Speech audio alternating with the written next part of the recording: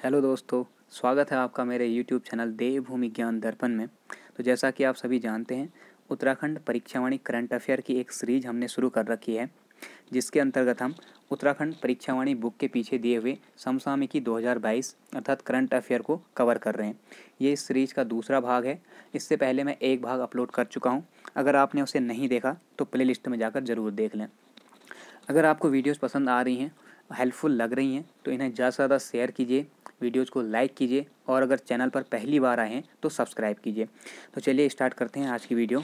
सबसे पहले देखते हैं पहली न्यूज़, सविता कंसवाल सहित 29 पर्वतारोहियों का निधन। ठीक है, ये आपने सुना होगा इस घटना के बारे में। 4 अक्टूबर 2022 को ये घटना घटित हुई थी, जिसमें सविता कंसवाल जो कि उत्तराखंड की युवा पर्वतारोही थी, इनकी मौत होगी और इनके साथ जो इनका अभियान दल गया हुआ था, इसके 28 और सदस्यों की मौत हो गई थी। यानी कि सविता कंसवाल सहित कुल 29 लोगों की इसमें मौत होगी। ठीक है, तो ये क्या घटना है इसके बारे में देख लेते हैं।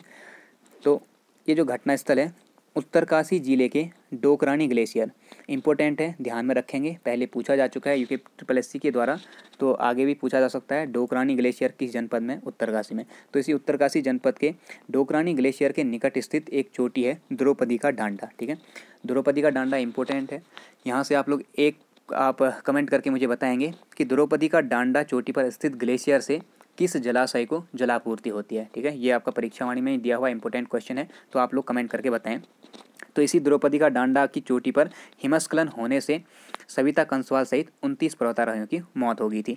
ये जो पर्वतारोही थे, ये नेहरू पर्वतारोहण संस्थान, इसके 44 प्रशिक्षु और 8 प्रशिक्षकों का एक दल था। कहने का अर्थ है जो 44 लोग थे, ये पर्वतारोहण का प्रशिक्षण लेने वाले विद्यार्थी और इनको प्रशिक्षण देने वाले 8 प्रशिक्षुओं का एक दल था, अर्थात कुल 52 लोग इसमें गए थे।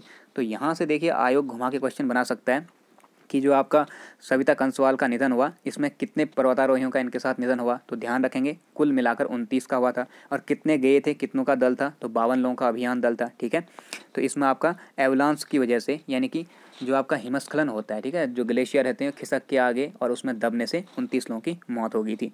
तो यहाँ से एक और इम्पोर्टेंट क्वेश्चन आपसे पूछा जा सकता है कि नेहरू पर्वतारोहण संस्थान का ये दल गया था, तो पूछा जा सकता है कि नेहरू पर्वतारोहण संस्थान की स्थापना कब हुई थी। तो ध्यान रखेंगे इसकी स्थापना 14 नवंबर को, ठीक है, 14 नवंबर 1965 ईस्वी में हुई थी, जवाहरलाल नेहरू जी के जन्मदिन के दिन। ठीक है, तो ये इम्पोर्टेंट है और इसे NIM यानी कि निम के नाम से जाना जाता है, नेहरू इंस्टीट्यूट ऑफ माउंटेनियरिंग। ठीक, तो ये इस नाम से प्रसिद्ध है, ध्यान रखेंगे। अब जो एक घटना हुई 4 अक्टूबर 2022 को, इसमें सविता कंसवाल सहित कुल 29 लोगों की मौत हो गई थी। तो सविता कंसवाल के बारे में कुछ इंपॉर्टेंट क्वेश्चन बन सकते हैं, उन्हें देख लेते हैं। तो सविता कंसवाल के बारे में मैंने आपको बताया कि ये उत्तराखंड की एक युवा पर्वतारोही थी। तो इनका संबंध किस जिले से है, पूछा जा सकता है, ध्यान रखेंगे। उत्तरकाशी जिले के लोथरू गांव की रहने वाली थी 28 वर्षीय पर्वतारोही, ठीक है, सविता कंसवाल जी। और इनके द्वारा कौन कौन सी चोटियां फतेह की गई हैं, यहाँ से क्वेश्चन बन सकता है। तो ध्यान रखेंगे इस वर्ष यानी कि 2022 में 2 चोटियां इनके द्वारा फतेह की गई। माउंट एवरेस्ट जो कि 12 मई 2022 को, और दूसरी माउंट मकालू 28 मई 2022 को।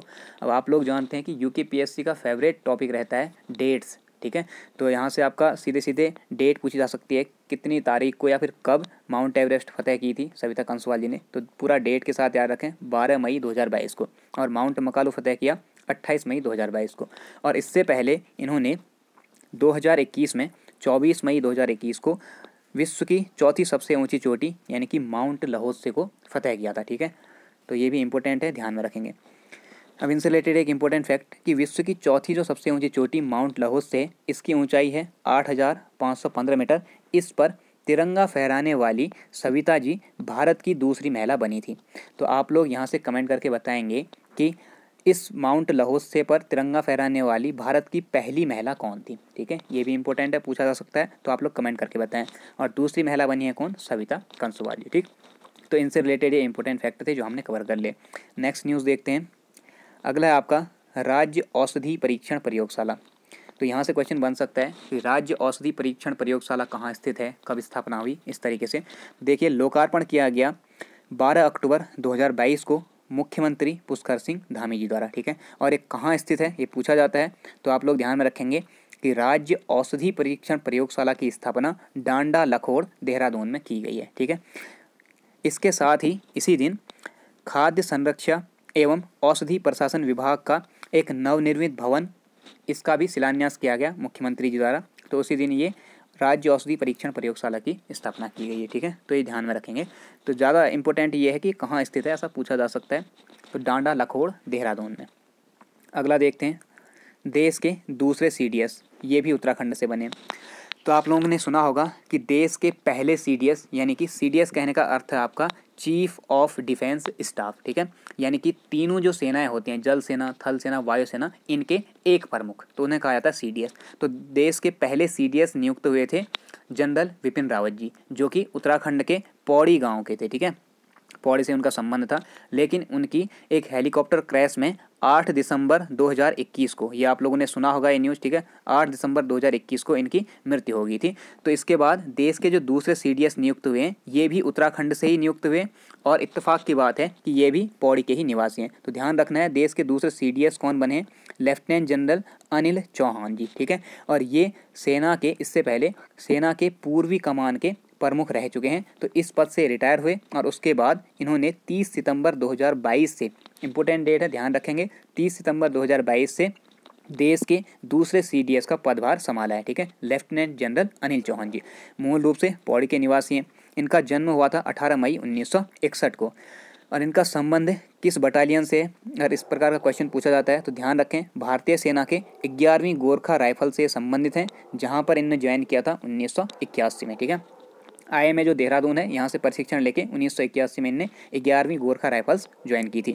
इन्हें युद्ध कला के विशेषज्ञ माना जाता है। ध्यान रखें, युद्ध कला के विशेषज्ञ के रूप में जाने जाते हैं। और इनकी एक पुस्तक है बहुत ही फेमस, इन्होंने परमाणु हमले तथा उसका परिणाम, ठीक है, परमाणु हमले से क्या परिणाम होता है, तो उस पर आधारित एक पुस्तक लिखी थी, जिसका टाइटल था after math of a nuclear attack, a case study on post strike operations. तो ये बहुत इंपॉर्टेंट है, ध्यान में रखेंगे। सीधा बुक दे देंगे और पूछेंगे किसकी है, तो ध्यान रखें, after math of a nuclear attack किसकी बुक है? आपके अनिल चौहान जी की, जो कि देश के दूसरे CDS बने। ठीक है, अगला देखते हैं, नेक्स्ट है बेस्ट टूरिज्म डेस्टिनेशन अवार्ड।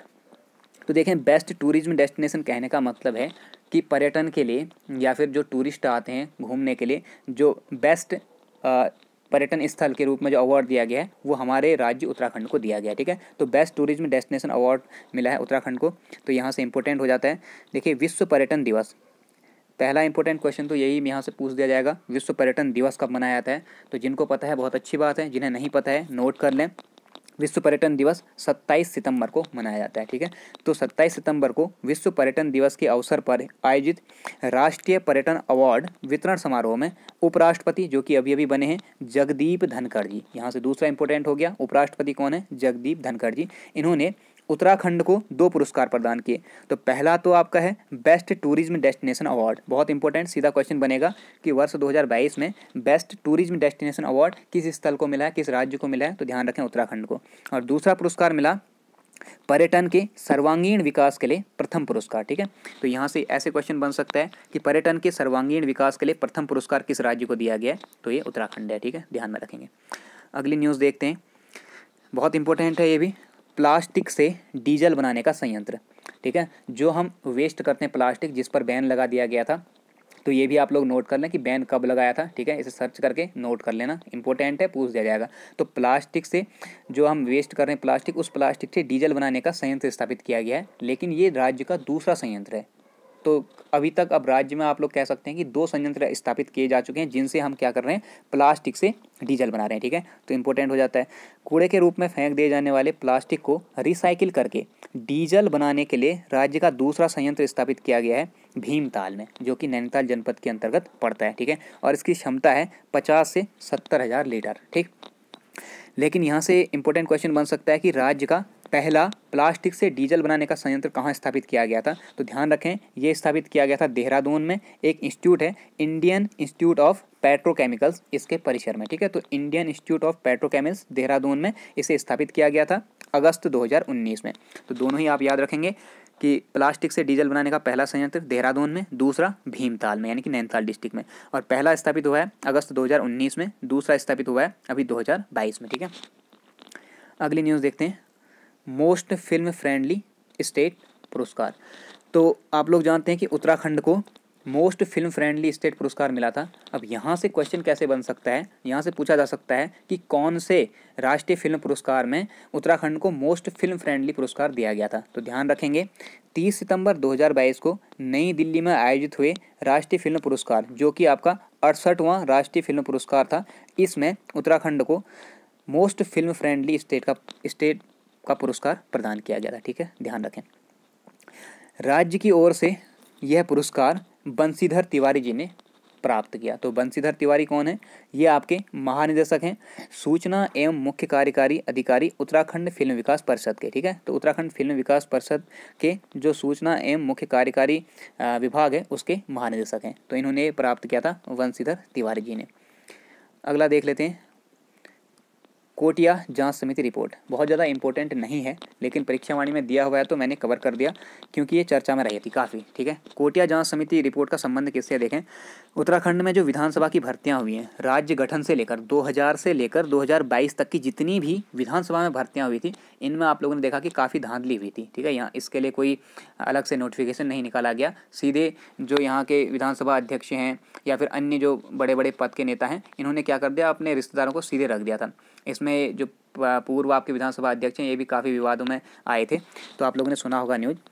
तो विधानसभा में राज्य गठन से 2022 तक जितनी भी भर्तियां हुई हैं, इन भर्तियों की जांच के लिए ही गठित की गई थी एक समिति, जिसका नाम है आपका कोटिया जांच समिति। ठीक है, इस समिति में 3 सदस्य थे, 3 सदस्य विशेषज्ञ समिति थी। ठीक है, और इसने अपनी रिपोर्ट 22 सितंबर 2022 को प्रस्तुत की। किसे दी थी? रितु खंडूरी जी को। तो आप जानते होंगे रितु खंडूरी जी कौन है? ये अभी वर्तमान विधानसभा अध्यक्ष हैं और ये उत्तराखंड की पहली महिला विधानसभा अध्यक्ष हैं, तो ध्यान में रखना। और राज्य की, आप लोग इससे रिलेटेड एक क्वेश्चन याद रखेंगे कि राज्य की जो आपका राज्यसभा सीटें होती हैं, आपको पता होगा कि 3 राज्यसभा सीटें हैं राज्य के लिए। ठीक है, तो इसमें पहली महिला कौन थी राज्यसभा के लिए चुनी जाने वाली, और दूसरी महिला कौन है? क्योंकि हाल ही में दूसरी महिला चुनी गई है आपकी कल्पना सैनी। चलो ये तो मैं बता देता हूँ, कल्पना सैनी है। तो पहली कौन थी ये आप लोग नोट कर लेंगे। ठीक है, और विधानसभा के लिए रितु खंडूरी जी हैं पहली विधानसभा अध्यक्ष। अगला देखते हैं, हिम प्रहरी योजना, मोस्ट इंपॉर्टेंट, यहाँ से क्वेश्चन बनने की संभावना बहुत ज़्यादा है। हिम प्रहरी योजना बहुत इंपॉर्टेंट योजना है, तो देख लेते हैं क्या है ये योजना। तो जैसा नाम से पता चल रहा है हिम प्रहरी है, तो जहाँ पर बर्फ़ ज़्यादा पड़ती है। ठीक है, यानी कि सीमांत जो इस हमारे ज़िले हैं, उन ज़िलों में जो पूर्व सैनिक हैं उनको नियुक्त करने से संबंधित योजना है, और इसका मुख्य उद्देश्य पलायन को रोकना है। तो इसके बारे में देख लेते हैं। उत्तराखंड के सीमांत जिलों में सुरक्षा व्यवस्था मजबूत करने, पहला इंपॉर्टेंट, तथा पलायन को रोकने हेतु, यहाँ से सीधा क्वेश्चन बन जाएगा भैया हिम प्रहरी योजना का संबंध किससे है, और बहुत अच्छे ऑप्शन आपको देगा कंफ्यूज करने वाले। ध्यान रखना, पलायन रोकना और सुरक्षा व्यवस्था मजबूत करना ज़्यादा इंपॉर्टेंट है पलायन रोकने के लिए मेनली। ठीक है, तो पलायन रोकने हेतु राज्य के सेवानिवृत्त सैनिकों, अर्धसैनिकों और राज्य के युवाओं को भर्ती करने तथा प्रशिक्षित कर हिम प्रहरी के रूप में सीमावर्ती गांवों में बसाने की ये योजना है। तो इन्हें क्या किया जा रहा है? सिर्फ भर्ती ही नहीं किया जा रहा है, बल्कि सीमावर्ती गांव में बसाने के लिए, वहां पर बसने के लिए इन्हें जितनी सहायता हो सकती है उतनी सहायता सरकार के द्वारा प्रोवाइड की जाएगी, ऐसी ये योजना है। ठीक है, तो हिम प्रहरी योजना इंपॉर्टेंट है। आगे देखें, हिम प्रहरी योजना को कार्यान्वित करने के लिए केंद्र सरकार को प्रस्ताव भेजा गया था 8 सितंबर 2022 को, जिसमें ये बात लिखी गई थी कि 10,000 हिम प्रहरियों की नियुक्ति की जाएगी, और इसके लिए इन्होंने बात की कि 66 करोड़ रुपए लागत लगेगी। तो इन्होंने जो राज्य सरकार है इसने केंद्र सरकार को प्रस्ताव भेजा 8 सितंबर 2022 को, जिसमें 66 करोड़ रुपए की मांग की गई है प्रति वर्ष। ठीक है, तो यहाँ से क्वेश्चन बन सकता है कि हिम प्रहरी योजना के तहत केंद्र को भेजे गए प्रस्ताव में राज्य द्वारा कितनी धनराशि की मांग की गई है? प्रति वर्ष 66 करोड़ रुपए की, जबकि इसका जो प्रतिमाह लगभग अनुमानित व्यय है वो लगभग 5 करोड़ के आसपास अनुमानित किया गया। ठीक, तो ध्यान रखें। अब एक इम्पोर्टेंट योजना इसी में है कि किस योजना के तहत हिम प्रहरी योजना शुरू की गई, यानी कि कौन सा प्रोग्राम शुरू किया गया था जिसके तहत हिम प्रहरी योजना अस्तित्व में आई है। तो ध्यान रखेंगे, वाइब्रेंट विलेज प्रोग्राम बहुत ज़्यादा इंपॉर्टेंट है, वाइब्रेंट विलेज प्रोग्राम। तो सीधा सीधा क्वेश्चन बन सकता है, वाइब्रेंट विलेज प्रोग्राम का संबंध किस योजना से? तो हिम प्रहरी योजना से। ठीक है, केंद्र सरकार के इस वर्ष के आम बजट में देश के सीमांत गांवों में बुनियादी ढांचे को सशक्त बनाने के लिए इस वाइब्रेंट विलेज प्रोग्राम की घोषणा की गई थी। तो वाइब्रेंट विलेज प्रोग्राम क्यों घोषित किया गया? सीमांत गांवों में बुनियादी ढांचे को सशक्त करने के लिए। ठीक, तो हमारे जो पड़ोसी देश हैं जैसे चाइना है सबसे ज़्यादा पड़ोस में हमारा, और उससे हमें खतरा भी है, तो उस पर ही एक तरीके से निगरानी रखने के लिए भी इस योजना को लागू किया जा रहा है। ठीक है, तो हिम प्रहरी योजना के उद्देश्य देख लेते हैं क्या क्या इसके इंपॉर्टेंट उद्देश्य हैं, तो यहाँ से क्वेश्चन बन सकता है। देखें, पहला है उत्तराखंड के सीमांत जिलों में सुरक्षा व्यवस्था मजबूत करना तथा पलायन को रोकना। तो ये बहुत ज़्यादा इंपॉर्टेंट फैक्ट है, बार बार मैं कह रहा हूँ, पलायन रोकना इसका मेन उद्देश्य है, तो ध्यान में रखेंगे। दूसरा, पूर्व सैनिकों, अर्धसैनिकों और युवाओं को रोजगार देना। इस योजना का जो अनुमानित व्यय है ये लगभग 5.45 करोड़ रुपए अनुमानित किया गया है। ठीक है, तो ये भी इंपॉर्टेंट है, सीधे पूछ देगा हिम प्रहरी योजना का अनुमानित लागत कितनी है, तो ध्यान रखें 5.45 करोड़ रुपए। इस योजना के तहत राज्य के पूर्व सैनिकों को राज्य की सीमा से लगे क्षेत्रों में बसाने को प्राथमिकता दी जाएगी। तो यहाँ पे इनको बसाने की योजना चल रही है, केवल नियुक्त ही नहीं किया जाएगा बल्कि यहाँ बसने के लिए जितनी सहायता हो सकती है वो प्रदान की जाएगी। यानी कि राज्य सरकार अंतर्राष्ट्रीय सीमाओं को साझा करने वाले जिलों में, जैसे पिथौरागढ़ है, ठीक है, चंपावत है, तो इन जिलों में, या उत्तरकाशी, चमोली ये हैं, तो अंतर्राष्ट्रीय सीमाओं को साझा करने वाले जिलों में बसने के लिए पूर्व सैनिकों और राज्य के युवाओं को सभी आवश्यक सहायता प्रदान करेगी। तो ये घोषणा सरकार ने कर रखी है। ठीक है, और इसमें जो हिम प्रहरी घोषित किए जाएंगे, हिम प्रहरी नियुक्त किए जाएंगे, इन्हें 5-5 हज़ार रुपया प्रति महीने वेतन देने का प्लान बनाया गया है। ठीक है, तो ये हिम प्रहरी योजना से संबंधित महत्वपूर्ण फैक्ट थे जो एग्जाम में पूछे जा सकते हैं, तो आप लोग ध्यान रखें। अगला है बालाश्रय योजना, ये भी काफ़ी इंपॉर्टेंट है।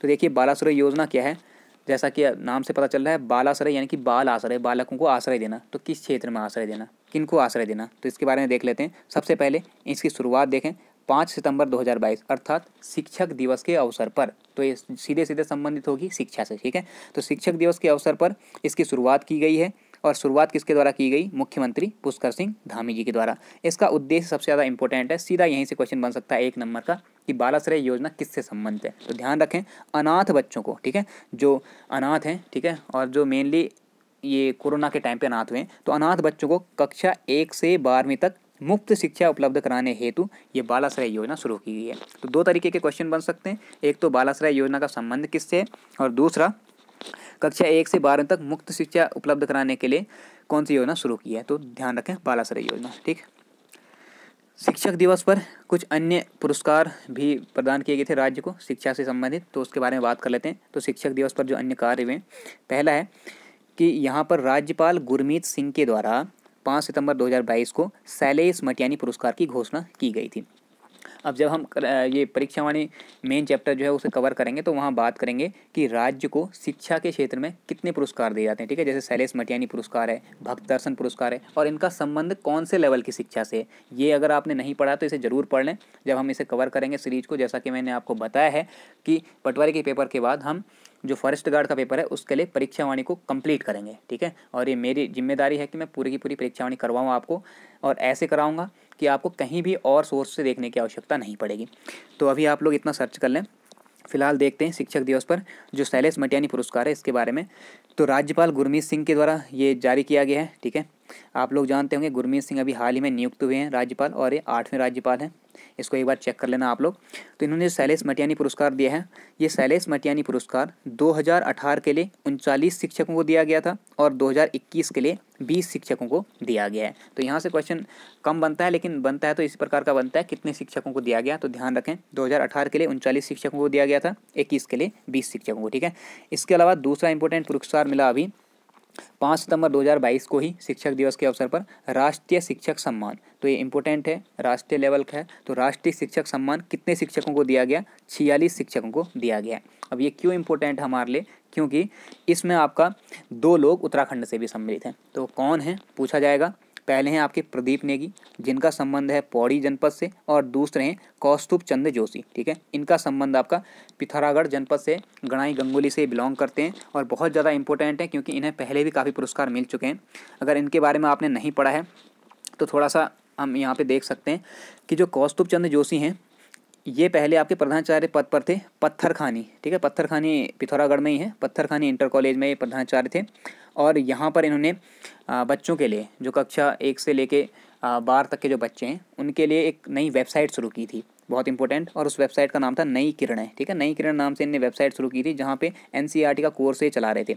इसके अलावा ये CM उत्कृष्टता एवं सुशासन पुरस्कार जो होता है, ठीक है, अच्छी शिक्षा में अच्छा कुछ करने के लिए दिया जाता है, मुख्यमंत्री उत्कृष्टता एवं सुशासन पुरस्कार, इसे पाने वाले एकमात्र उत्तराखंड के शिक्षक हैं। इसके अलावा इनने लॉकडाउन के टाइम पे जब शिक्षा बाधित हुई थी तो उस समय पर 9 से लेकर 12वीं तक के विद्यार्थियों हेतु ऑनलाइन जो एजुकेशन थी, ऑनलाइन ई कंटेंट, इसे तैयार किया था। तो इसके लिए भी इन्हें 2017 में इसके लिए भी इन्हें पुरस्कार मिला है। और इसके अलावा 2017 में इन्हें इंफॉर्मेशन कम्युनिकेशन टेक्नोलॉजी में राष्ट्रपति पुरस्कार से सम्मानित किया जा चुका है। इसके अलावा एक और चीज़ ध्यान रखें कि जो NCERT होती है, तो NCERT कार्यकारिणी समिति में जगह पाने वाले ये उत्तराखंड से एक शिक्षक हैं। तो इनके बारे में इंपॉर्टेंट चीज़ें हैं, ये आप लोग ध्यान में रखेंगे, ठीक है। अगला है उदीयमान खिलाड़ी उन्नयन योजना। इसके बारे में सबने सुना ही होगा, नहीं सुना है तो ध्यान दें, बहुत ज़्यादा इंपॉर्टेंट योजना है, यहाँ से क्वेश्चन बनने की बहुत ज़्यादा संभावना है। इसकी शुरुआत कब हुई है? 29 अगस्त 2022 को। और 29 अगस्त को क्यों शुरुआत हुई? क्योंकि 29 अगस्त को बनाया जाता है आपका राष्ट्रीय खेल दिवस। सभी ने सुना होगा, हॉकी के जादूगर मेजर ध्यानचंद जी, उनके जन्म दिवस पर 29 अगस्त को राष्ट्रीय खेल दिवस के रूप में मनाया जाता है। और इसी दिन उदीयमान खिलाड़ी उन्नयन योजना की शुरुआत की गई है। तो क्या ये योजना है, देख लेते हैं। मुख्यमंत्री पुष्कर सिंह धामी द्वारा इस योजना की शुरुआत की गई देहरादून से। इंपॉर्टेंट है, पूछा जा सकता है कहाँ से शुरुआत हुई है? देहरादून से, ठीक है। और क्या है ये योजना? इसके अंतर्गत 8 वर्ष से लेकर 14 वर्ष के जो बच्चे हैं, ठीक है, इन खिलाड़ियों को प्रति माह 1500 रुपये की खेल छात्रवृत्ति देने की व्यवस्था की गई है, ताकि ये लोग क्या कर सकें, अपने खेल को, जैसे आप लोग जानते हैं कि बचपन में जो है खेल से बहुत ज़्यादा लगाव होता है बच्चों को, तो कुछ स्टूडेंटों को अगर सही प्लेटफॉर्म मिल जाए तो वो नेशनल स्तर तक या फिर इंटरनेशनल स्तर तक पहुंच सकते हैं। तो इन्हीं संभावनाओं को देखते हुए क्या किया गया है, उदीयमान खिलाड़ी उन्नयन योजना की शुरुआत की गई है। और इसमें 8 से 14 वर्ष के बच्चे सम्मिलित हैं, ध्यान रखना। आयु वर्ग क्या है? 8 से 14 वर्ष। और कितनी यहाँ पे छात्रवृत्ति दी जा रही है? 1500 रुपया मासिक, ठीक है, ध्यान रखें। अगला है आपका बहुत ही इंपॉर्टेंट गंगोत्री यमुनोत्री रेल परियोजना। तो अभी तक आप लोगों ने देखा होगा कि राज्य के जो मैदानी ज़िले हैं केवल उनमें ही रेल की व्यवस्था है, ठीक है, और बाकी जो कुछ पहाड़ी ज़िले हैं तो उनमें थोड़ा बहुत है, बहुत कम। तो अभी आपका गंगोत्री यमुनोत्री जो कि हमारे 4 धाम में से हैं, तो इनमें आपका रेल परियोजना पहुंचाने के लिए एक प्रोजेक्ट लाया गया, बहुत ज़्यादा इंपॉर्टेंट। तो यहाँ से क्वेश्चन बनने की संभावना बहुत ज़्यादा है, तो ध्यान रखें। 28 अगस्त 2022 को एक अधिसूचना जारी हुई थी। इसके अनुसार जो गंगोत्री यमुनोत्री रेल परियोजना है, इसके तहत देहरादून से गंगोत्री और यमुनोत्री तक रेल मार्ग पहुँचाया जा रहा है, ठीक है। और इस रेल मार्ग की जो लंबाई होगी ये है 121.76 किलोमीटर, और ये सिंगल रेल ट्रैक होगा। तो बहुत ज़्यादा इंपॉर्टेंट यहाँ से पूछा जा सकता है कि कहाँ से कहाँ तक है। देहरादून, डोईवाला देहरादून से गंगोत्री यमुनोत्री तक कितनी इसकी लंबाई है, सीधा पूछा जाएगा। तो 121.76 किलोमीटर, ठीक है। इसकी लागत है लगभग 3000 करोड़ रुपए। तो इसकी लागत इतनी आएगी, इसके लिए DPR किसने तैयार किया, ये पूछा जा सकता है। तो टर्की की कंपनी है यूकेसेल प्रोजेक्ट, इसके द्वारा DPR तैयार किया गया है। और DPR तैयार कर रेलवे बोर्ड को भेजा गया, और उसके ही आधार पर 28 अगस्त 2022 को ये अधिसूचना जारी की गई थी, ठीक है। तो ध्यान रखें, देहरादून से गंगोत्री यमुनोत्री तक और 121.76 किलोमीटर की ये योजना है, ठीक। इस प्रोजेक्ट के तहत आपका 22 सुरंगें बनाई जाएंगी। तो यहाँ से क्वेश्चन बन सकता है कि सबसे लंबी कौन सी सुरंग होगी। तो इसके अंतर्गत जो सबसे लंबी सुरंग है ये है टिहरी जिले में, ठीक है। किस जिले में है? टिहरी में। इंपॉर्टेंट है। कहाँ से कहाँ तक? जाजल से मरोड़ के बीच। तो ये जाजल और मरोड़ दोनों ही इस रेलवे प्रोजेक्ट के तहत 2 स्टेशन हैं, ठीक है। और इसके अंतर्गत आपका 11 स्टेशन टोटल बनाए जा रहे हैं, उनमें से 2 स्टेशन हैं जाजल और मरोड़। इनके बीच जो बनने वाली सुरंग है ये सबसे लंबी सुरंग होगी इस प्रोजेक्ट की, जिसकी लंबाई 7 किलोमीटर होगी। तो ये इंपॉर्टेंट। इस परियोजना में 22 पुल और 11 स्टेशन भी बनेंगे, ठीक है। अब यहाँ से मोस्ट इम्पोर्टेंट जो पूछा जा सकता है वो ये है कि गंगोत्री के लिए इस प्रोजेक्ट के तहत अंतिम रेलवे स्टेशन कौन सा बनाया जाएगा, तो ये है आपका मातली। और इसी प्रकार यमुनोत्री के लिए जो अंतिम रेलवे स्टेशन होगा ये होगा नंदगांव बड़कोट में, ठीक है। यमुनोत्री के लिए उत्तरकाशी के नंदगांव बड़कोट में, और गंगोत्री के लिए मातली में, ठीक है। ये अंतिम स्टेशन होंगे। अगली न्यूज़ देखते हैं, डिजिटल बैंकिंग यूनिट्स। तो डिजिटल बैंकिंग यूनिट्स इसे आपका DBU के नाम से जाना जा रहा है, ठीक है। इसकी जो शुरुआत हुई है डिजिटल बैंकिंग यूनिट की, ये हुई है 16 अक्टूबर 2022 से। पूछा जा सकता है अब ये क्या है। ये डिजिटल बैंकिंग अर्थात नाम से पता चल रहा है कि बैंक को डिजिटल करना है, यानी कि बैंक में डिजिटलीकरण करना है। तो डिजिटल बैंकिंग योजना इसलिए इम्पोर्टेंट है क्योंकि ये केंद्र सरकार की योजना है, पहली बात, ठीक है। और इसमें देश के 75 जिलों को शामिल किया गया है, यानी कि देश के 75 जिलों में पायलट प्रोजेक्ट के रूप में शुरू हुई है। अब हमारे लिए क्यों इम्पोर्टेंट है? क्योंकि इसमें राज्य का एक जिला शामिल किया गया है जो है देहरादून। तो सीधा सीधा क्वेश्चन बन सकता है कि केंद्र सरकार द्वारा 16 अक्टूबर 2022 से लागू डिजिटल बैंकिंग यूनिट्स योजना के तहत आपका राज्य का कौन सा जिला सम्मिलित किया गया है? तो ध्यान रखें, देहरादून जिला। ठीक है, और इसका उद्देश्य क्या है, क्यों ये योजना शुरू की गई है, ये मोस्ट इंपॉर्टेंट है। तो देखें, इसका उद्देश्य जो है यह है न्यूनतम डिजिटल इंफ्रास्ट्रक्चर से अधिकतम सेवाएं और एक मजबूत सुरक्षा प्रदान करना। ठीक है, तो अधिकतम सेवाएं देने के लिए, यानी कि न्यूनतम कम से कम खर्च पर न्यूनतम डिजिटल इंफ्रास्ट्रक्चर पर अधिकतम सेवाएं देने के लिए ये DBU योजना शुरू की गई है। ठीक है, डिजिटल बैंकिंग यूनिट्स, और इसके तहत सम्मिलित होने वाला उत्तराखंड राज्य का जो जिला है वो है आपका देहरादून। तो ये इम्पोर्टेंट आपके लिए हो जाता है। ठीक है, तो ये थी आज की इंपॉर्टेंट करंट अफेयर की वीडियो, जो कि परीक्षा वाणी से लिए गए हैं करंट अफेयर, और ये आपके UKPSC एग्जाम के लिए इंपॉर्टेंट हो सकते हैं। ठीक, अगर आपको वीडियो पसंद आई तो वीडियो को ज़्यादा से ज़्यादा शेयर कीजिए, और चैनल पर पहली बार आए हैं तो सब्सक्राइब कीजिए। तो मिलते हैं नेक्स्ट वीडियो में, आज के लिए इतना ही। अपना ध्यान रखें, अच्छे से स्टडी करें, एग्ज़ाम सर पे हैं। ठीक है, तो अपना ध्यान रखें। Thank you.